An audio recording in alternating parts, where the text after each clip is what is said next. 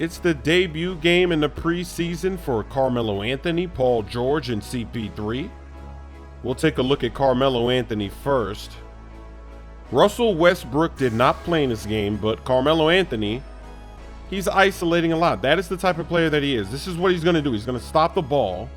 And that's why it's going to be interesting to see what happens when Westbrook is there, because Westbrook is the type of player that needs the ball in his hands. Does Westbrook want to stand on the perimeter and let Carmelo Anthony isolate like that? Here goes a quick three, catch and shoot. We know that Carmelo can still play without the ball because he did that in the Olympics, but in the NBA, normally this is what he does. He's just isolating and he's going to do that.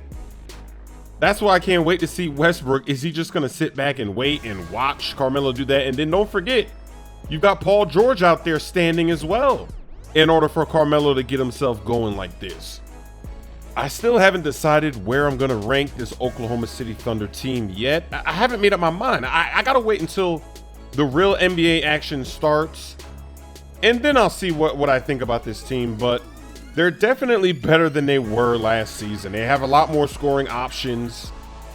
It's not going to be as much of a struggle. Westbrook doesn't have to do everything. Now it's time for Paul George, and I think Paul George, he is a special player to have because look at his defense. He's going to be playing defense every single night. He's never going to give up. He's a tough, gritty player. And then on offense, he can score as well. But playing with these guys, the pressure is not on him. It's not like when he was in Indiana, he had to do the defense and the offense. Now he can just kind of chill offensively. Last year in the playoffs, remember, they had a game that went down to the wire and they double teamed Paul George at the end. He gave it up to his teammates and they couldn't win the game. But imagine if Paul George was playing against LeBron James, but he's got Westbrook and Carmelo on his team. They would probably win that game and win that series. So this is just, it's so fun to see Paul George here. And I'm definitely happy for Carmelo as well. Carmelo's going to be back in the playoff hunt because it's sad to see him out there rotting away with the New York Knicks. They're fooling around with the triangle offense. You know how rageful Carmelo must have been to be wasting precious years of his prime with that silly triangle offense. Now it's time to check out CP3, his first action on the Rockets. And the Rockets, they did win this preseason game. CP3 was dropping dimes all over the place. He's a true point guard, getting everybody involved. And now James Harden doesn't have to do that.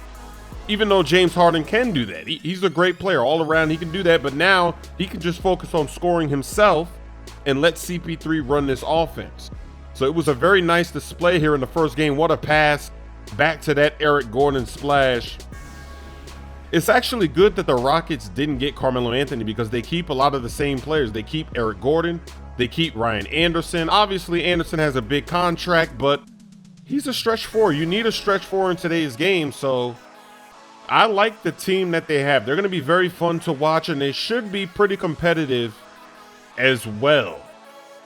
And CP3 having a lot of fun with the passes in this one. In the preseason, he's doing all types of fancy passes. Hopefully he stays healthy because if he gets injured, that's going to be such a disappointment. And look at Ryan Anderson from way downtown, way behind the line. CP3 is everywhere. He's doing everything. I mean, look at all these passes and assists.